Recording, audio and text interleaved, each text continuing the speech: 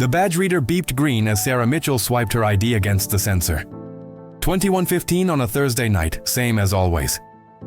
The LED display flashed her name for half a second before returning to standby mode. She pushed through the basement entrance and headed toward the supply closet, her cleaning cart rattling over the concrete floor. 8 years of night shifts had taught her the rhythm of this building, every locked door, every access point, every sound the old HVAC system made when it cycled on at 10:30. The executive floors were always last on her route. She took the service elevator up at 2200 after the stragglers from accounting had finally gone home. The 12th floor hallway was silent except for the hum of the vending machines. She cleaned the break room first, then the conference rooms, then the open plan workspace. The executive offices were locked behind a second access control system, another badge reader mounted beside a heavy glass door. Only senior staff and cleaning supervisors had clearance for that section. Sarah's badge didn't work on that reader, never had. She'd tried it once, her first week on the job, just to see what would happen. The reader had beeped red and displayed "Access Denied" in angry block letters. Her supervisor at the time, a woman named Gloria, who'd retired 3 years ago, had laughed and explained that cleaning staff weren't authorized past the glass partition. "Executive offices get cleaned by the day supervisor," Gloria had said. "Insurance liability thing. Don't worry about it." Sarah had never worried about it. She finished her route every night by 11:30, sometimes midnight if there was a spill or a maintenance issue. She swiped out at the basement exit, drove home through empty streets, and slept until her daughter's alarm went off at 7. Then she'd make breakfast, see Emily off to her classes at the community college, and sleep another 4 hours before her daughter got home. It was a routine that worked. It had worked for 8 years. She finished her shift at 02:30 Friday morning, swiped out at the basement exit, and drove home through empty streets. Her daughter texted around 8 a.m. something about needing the tuition payment by Monday. Sarah responded with a thumbs-up emoji and fell asleep with her phone still in her hand. Monday morning, she got called in early. The message from HR came at 7:15, report to the main office by 9, no explanation.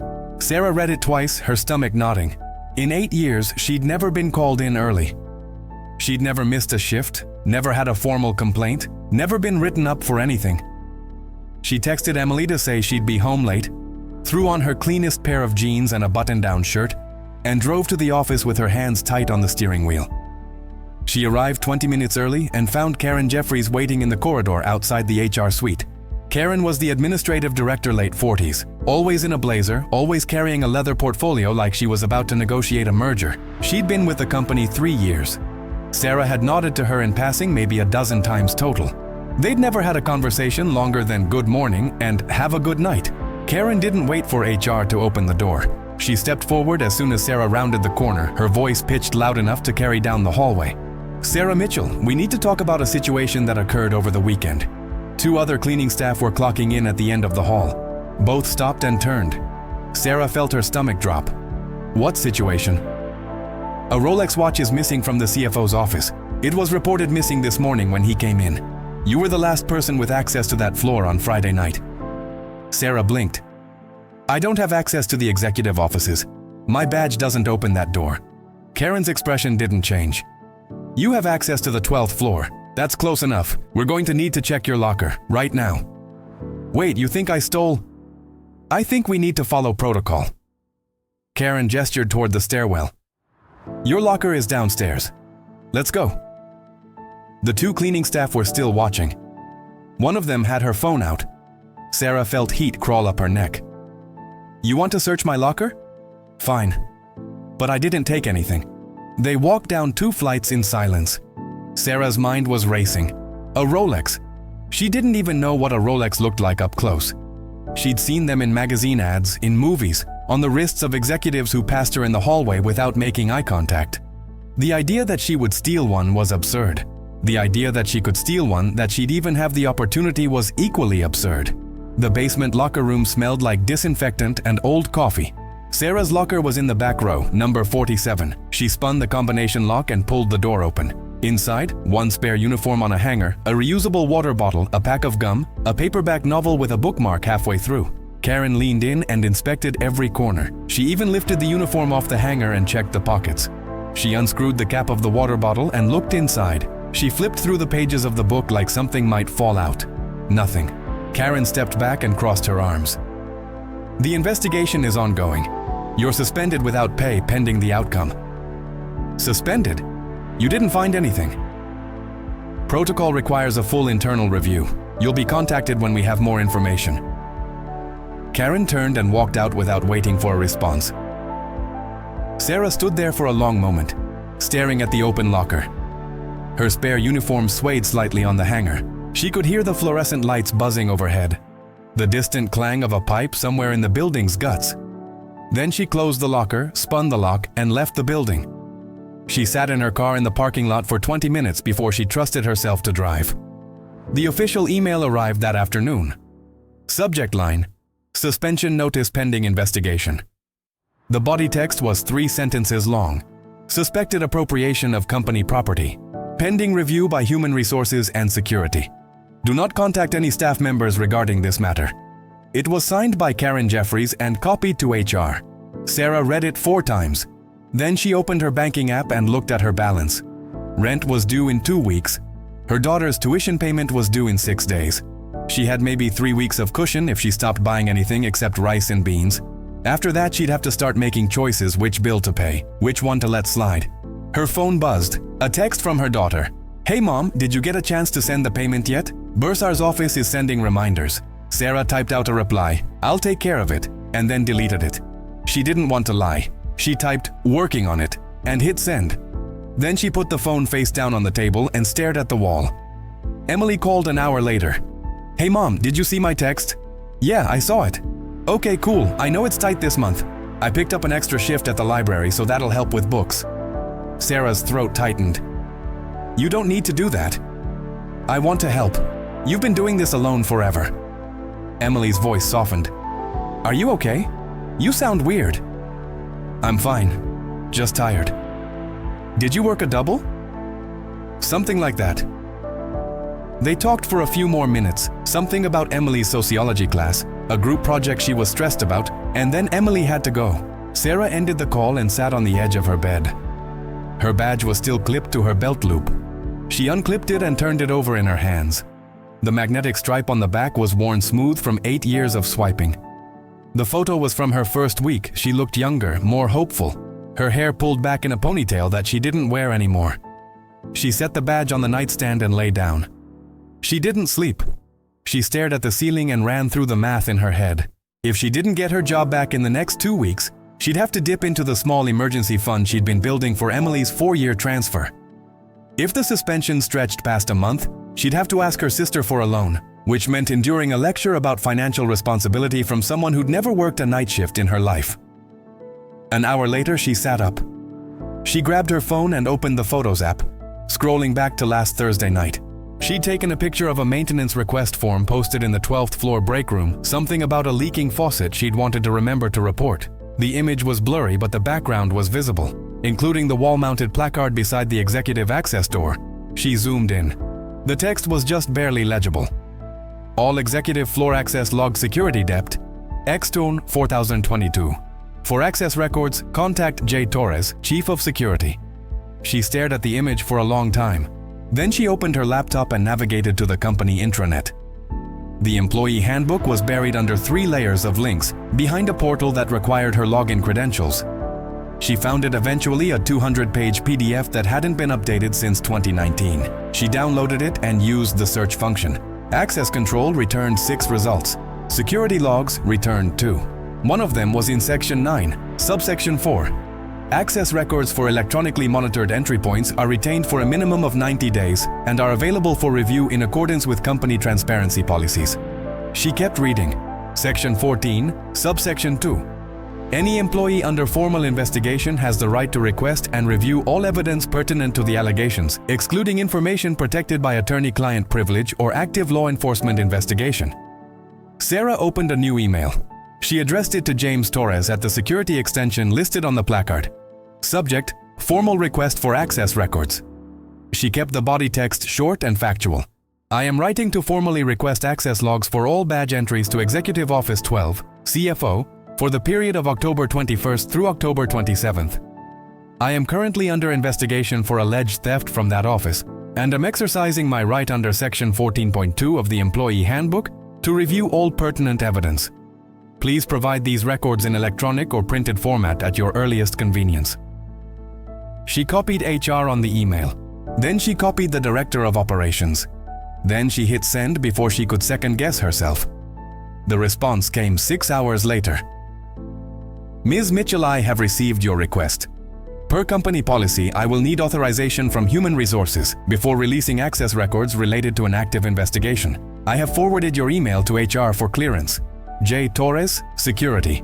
Sarah read the message 3 times. Then she opened the employee handbook again and reread section 14. The language was clear. Employees under investigation had the right to review evidence. No mention of HR authorization. No mention of waiting periods. She replied immediately. Mr. Torres, Section 14.2 of the Employee Handbook grants any employee under investigation the right to review evidence without requiring HR authorization.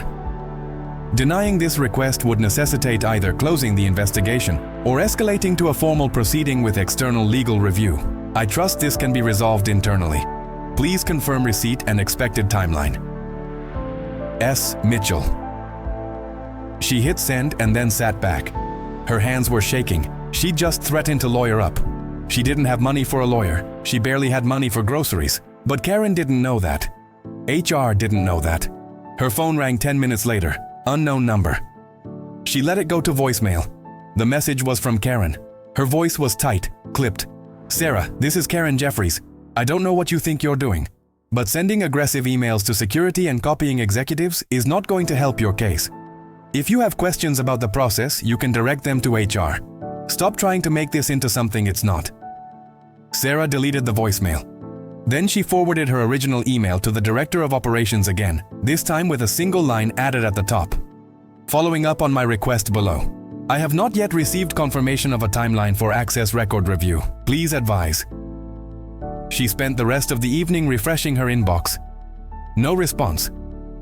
Tuesday morning, she woke up to 3 missed calls from her daughter. She called back immediately. Emily answered on the first ring. Mom, what's going on? I just got an email from the bursar saying my account is past due. I thought you were taking care of it. Sarah closed her eyes. I'm working on it. There's been a situation at work.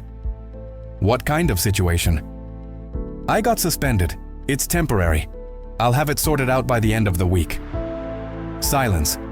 Then? Suspended? For what? It's a misunderstanding. I didn't do anything wrong. Mom, if you can't make the payment, just tell me. I can take the semester off and work full-time. You're not taking the semester off. I'll figure it out. How? If you're not getting paid? Emily, I said I'll figure it out. Another silence. When Emily spoke again, her voice was small. Okay, let me know if you need help. Sarah ended the call and sat at the kitchen table with her head in her hands. She stayed there for 20 minutes. Then she opened her laptop and started applying for jobs. By Wednesday afternoon, she'd submitted applications to 14 different positions. 2 warehouse jobs, 3 retail positions, 4 overnight stocking gigs, and 5 cleaning contracts with other companies. One of them responded by end of day, a part-time overnight stock position at a warehouse 30 miles away. They wanted her to come in for an interview Thursday morning. She went.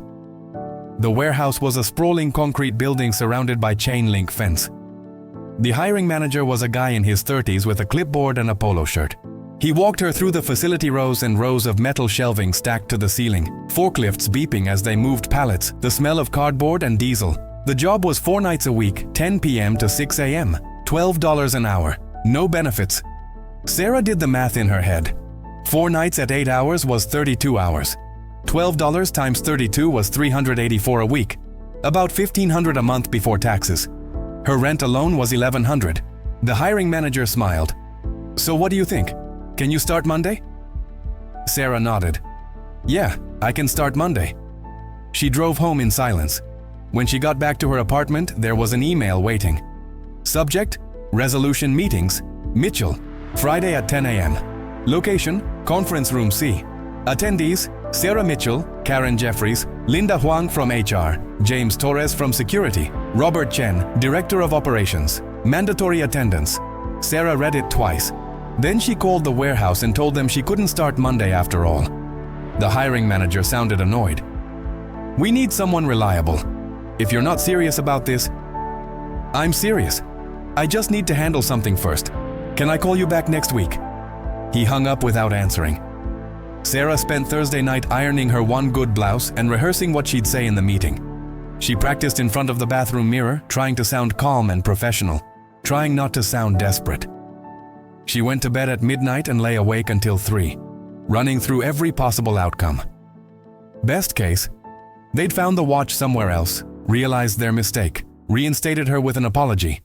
Worst case, they decided to terminate her and were using the meeting to make it official. She didn't let herself think about the middle cases, the ones where they offered her some kind of settlement to go quietly, or where they dragged the investigation out another month while she bled through her savings. Friday morning, she arrived 15 minutes early. Conference room C was on the 3rd floor, glass-walled, visible from the hallway. She could see them already inside. Karen at the head of the table, Linda from HR beside her, James Torres setting up a laptop at the far end. Robert Chen, the director of operations, sat near the middle, scrolling through his phone. Sarah had seen him in passing a handful of times, but had never spoken to him directly. He was in his 50s, silver hair, wire-rimmed glasses, always in a suit even on casual Fridays.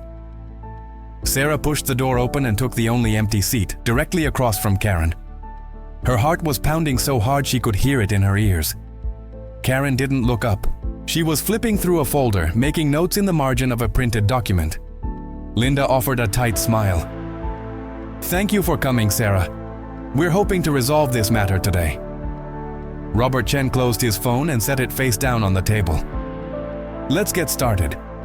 Sarah, you requested a review of access logs related to the investigation. We want to make sure everyone has a chance to see the full picture before we move forward." He nodded to James. "Can you pull up the records?" James opened the laptop and connected it to the conference room projector. The screen on the wall flickered to life. A spreadsheet, columns labeled date, time, employee name, badge ID, location, entry, exit. The rows were color-coded, alternating white and pale blue. Sarah's eyes scanned the columns, trying to make sense of the data. Hundreds of entries. Thousands, maybe. James scrolled down slowly. "This is the access log for Executive Office 12 from October 21st through October 27th. The system logs every badge swipe entry and exit. The timestamp is pulled from the building's central server, so it's accurate to the second." Karen leaned forward. "And what does it show?" James highlighted a block of rows. "Cleaning staff access the 12th floor common areas every night during that window. But Executive Office 12 requires a separate clearance. Only 5 badges are authorized for that door, CFO, 2 executive assistants, the facilities manager and..." He paused, scrolling further. "Administrative Director Jeffries." The room went silent. Sarah's breath caught. She looked at Karen. Karen's face was carefully neutral, but her hands were clenched on the edge of the table. Robert Chen looked at Karen. "Karen, do you regularly access the CFO's office?" Karen's voice was steady. "Occasionally. If there's a document that needs to be filed or retrieved outside of business hours, it's part of my administrative function." "Were you in that office the week of the 21st? "I may have been. I'd need to check my calendar." James scrolled to Friday, October 25th. One line was highlighted in yellow. "Karen Jeffries, badge, Nadra 2847, Executive Office 12, CFO, 2247 entry, 23.03 exit." Robert read the line aloud. "You entered the CFO's office at 10:47 p.m. on Friday the 25th. You exited at 11:03, 16-minute window." Karen's jaw tightened. "I was conducting a routine check. I do that sometimes when I'm working late." "Were you working late that night?" "I don't recall specifically." Linda from HR tapped her pen against her notepad. "Karen, your office calendar shows you left at 5 p.m. that Friday. There's no record of after-hours work. No emails sent, no files accessed on the network. I may have come back." James scrolled further up the spreadsheet. "Your badge swiped in at the main entrance at 10:38 p.m. You went directly to the 12th floor. No other access points logged between entry and exit. You left the building at 11:12. He looked up. "You were in the building for 34 minutes total. 16 of those minutes were inside the CFO's office." Sarah sat perfectly still. She didn't trust herself to speak. She didn't trust herself to move. Karen's eyes flicked toward her, then back to Robert. Robert folded his hands on the table. "Karen, The Rolex was reported missing on Monday morning. The CFO says he last saw it in his desk drawer on Thursday afternoon. He left the office at 6 p.m. Thursday and didn't return until Monday at 8 a.m. According to this log, you were the only person to access that office between Thursday evening and Monday morning. That doesn't mean… Where's the watch, Karen? Karen's face flushed. I don't have it. This is absurd. You're taking the word of a computer system over. The system doesn't lie, James said quietly. It's a closed loop. Every swipe is logged. There's no way to delete an entry, no way to forge one. It's designed specifically to prevent tampering. Robert leaned back in his chair. Karen, we can resolve this now, or we can involve law enforcement and let them subpoena your personal property. But we're not leaving this room until we have an answer. Karen's hands were trembling now. I want to speak to a lawyer. That's your right.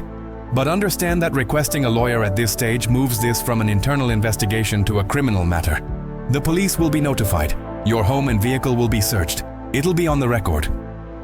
Robert's voice was calm, almost gentle. If there's something you want to tell us, now would be the time. Karen stared at the table. The silence stretched.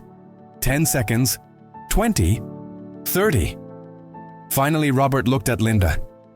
Call building security. Have them send 2 officers up. Wait. Karen's voice was barely a whisper. She reached down and lifted her leather portfolio bag onto the table. Her hands were shaking so badly she could barely unzip it. She pulled out a planner, a pen case, a phone charger, a zippered pouch with business cards. She set each item down gently like she was defusing a bomb. Robert gestured. Turn it upside down. Karen held the bag by the bottom corners and flipped it. A lipstick clattered out, a pack of mints, a small bottle of hand sanitizer, and then, tumbling out last, a Rolex with a silver band and a blue face. It hit the table with a dull metallic thunk and rolled 6 inches before wobbling to a stop in front of Linda. No one moved. No one spoke. The watch sat there on the polished wood surface, catching the overhead lights. Sarah stared at it. It looked fake, almost too shiny, too perfect, like a prop from a movie. Robert picked it up and held it to the light. He turned it over, inspecting the back. Serial number matches the one the CFO provided. Karen was still holding the empty bag. Her face had gone gray. 2 don't know how that got in there. Someone must have… Karen, Robert set the watch down. Stop talking. Linda pulled out her phone and took a photo of the watch on the table. Then she pulled a plastic evidence bag from her briefcase. Sarah hadn't even noticed she'd brought a briefcase and sealed the watch inside. She labeled it with a marker. CFO Rolex, recovered 1031, witness Archon L. Huang J. Torres Mitchell. Robert looked at Karen. You're terminated effective immediately. Gross misconduct, theft of company property, filing a false internal complaint. Linda will process the paperwork. You'll receive your final paycheck minus any outstanding balances, and your benefits will terminate at the end of the month. We'll be filing a police report. You should expect to be contacted by law enforcement within the next 48 hours. Karen stood up, knocking her chair backward. You can't do this. I've been with this company for 3 years. I have never. You accused an employee of theft, suspended her without evidence, refused to follow proper investigative procedure, and attempted to cover up your own crime by destroying her reputation. Robert's voice was cold now, all the gentleness gone. Security will escort you out. Do not return to this building. Do not contact any employees. If you attempt to access company property or systems, we'll pursue additional charges for trespassing and data theft. Karen opened her mouth, closed it, opened it again. Nothing came out. 2 security officers arrived 5 minutes later. Sarah recognized one of them, Marcus, who worked the overnight shift sometimes and always said hello when they crossed paths. He didn't look at Karen. He just stood by the door and waited. Karen gathered her things slowly. The planner, the pen case, the charger. She left the portfolio bag on the table. Then she walked out, flanked by the 2 officers. Sarah watched her go. The sound of her heels clicking on the tile floor faded down the hallway. Robert turned to Sarah. Ms. Mitchell, I can't undo what happened this week, but I can make sure it doesn't happen again. You'll be reinstated immediately with full back pay for the suspension period. That's 5 days at your regular rate. We're also issuing an additional 3 months' salary as compensation for the distress this caused, and a formal written apology that'll go in your personnel file. If there's anything else you need, let us know. Sarah found her voice. It came out hoarse. I need the tuition payment for my daughter. It's due Monday. Consider it handled. Linda, can you process an advance today? Linda nodded. I'll have a check ready by 3 p.m. Robert stood and offered his hand. I'm sorry this happened. Truly, you handled it exactly right. A lot of people would have just walked away. Sarah shook his hand. Her fingers felt numb. I couldn't afford to walk away. No one should have to make that choice. He picked up his phone. James, I want a full audit of Karen's access logs for the past year. Anything unusual late-night entries, weekend access, anything, flag it and send it to me. I want to know if this was a pattern. James nodded. I'll have it by Monday. Linda walked Sarah out into the hallway. We'll have the reinstatement paperwork ready by end of day. You can start your next shift whenever you're ready. No penalty for taking time if you need it. Sarah nodded. I'll be back Monday. Are you sure? You don't have to rush. I'm sure. Linda squeezed her shoulder. You did good, Sarah. Sarah took the elevator down to the lobby and walked out into the cold October air. The sky was overcast, threatening rain. She sat on a bench outside the building and called her daughter. Emily answered on the second ring. Mom, what happened? I got my job back. Oh my God, that's amazing. What, how? I'll tell you later, but the tuition's taken care of. You're all set. Emily's voice cracked. I was so scared, Mom. I thought... I know, me too. Can I do anything? Do you need me to come home? No. Stay at school. Focus on your project. I'm okay.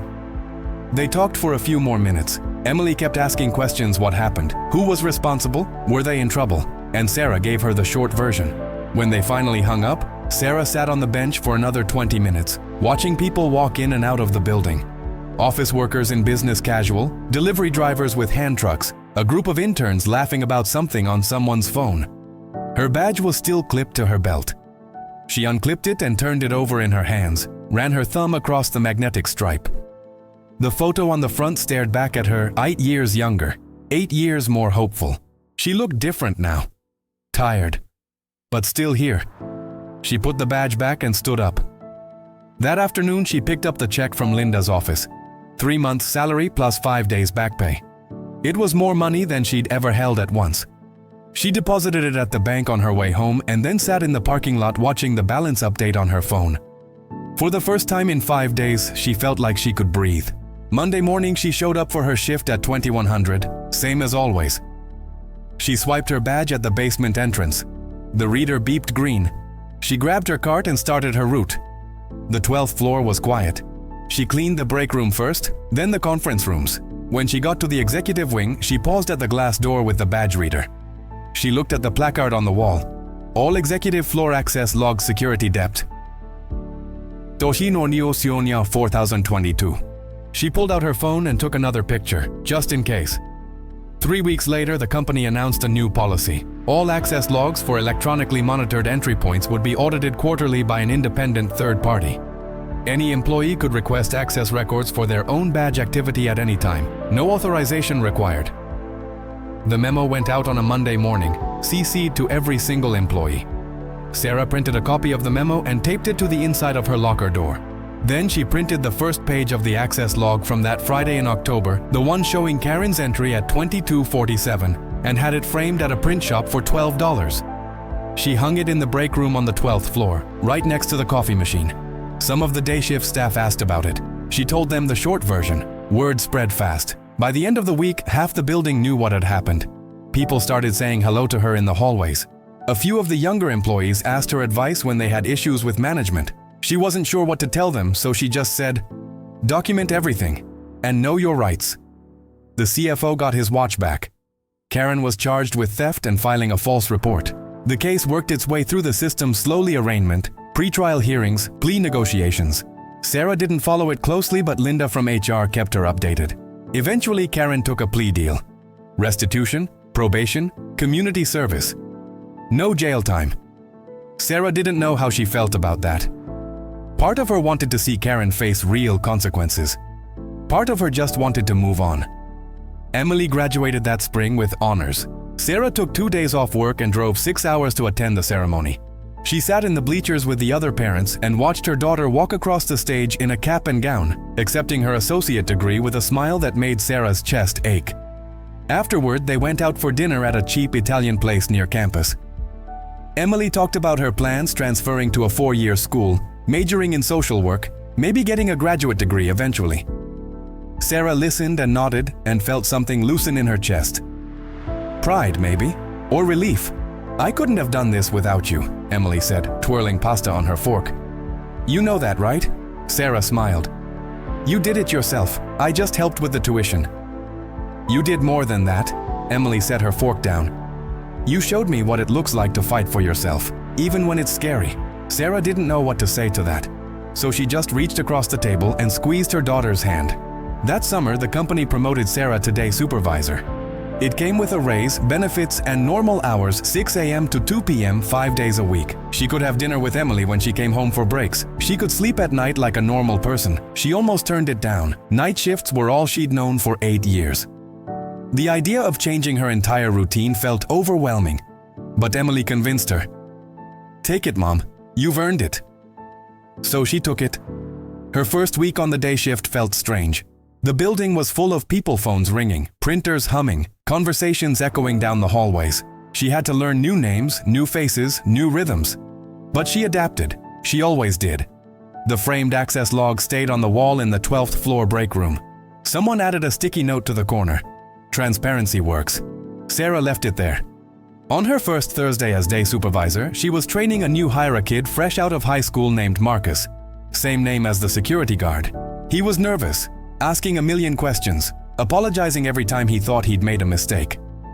Sarah showed him how to mix the cleaning solutions, how to work the floor buffer, how to log maintenance requests in the system.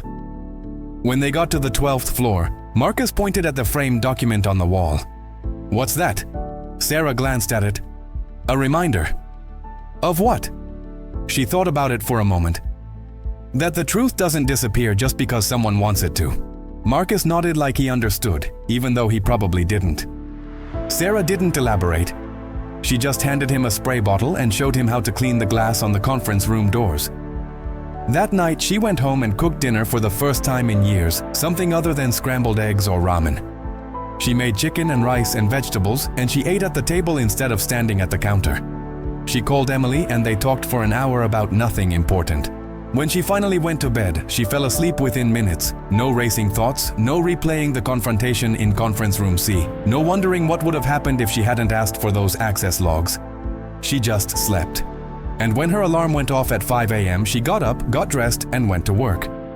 The badge reader beeped green as she swiped in at the main entrance, 6:02 a.m. The building was quiet, just the hum of the HVAC and the distant sound of someone making coffee in the break room. Sarah grabbed her clipboard and started her rounds. She had a team to supervise now, schedules to coordinate, quality checks to run. It was a different kind of work, but it was still work. And she was good at it. She'd always been good at it. Halfway through her shift, she got an email from James Torres in security. Subject: Quarterly Access Audit Q3 2025. The body text was brief. First quarterly audit complete. No anomalies detected. Full report attached. Let me know if you have questions. JT. Sarah opened the attachment. 50 pages of access logs, every entry color-coded and cross-referenced. She skimmed through it, not looking for anything in particular, just confirming that the system was working the way it was supposed to. Everything was clean, no late-night entries without corresponding work orders, no weekend access without authorization, no gaps, no inconsistencies. She closed the document and archived the email. Then she got back to work.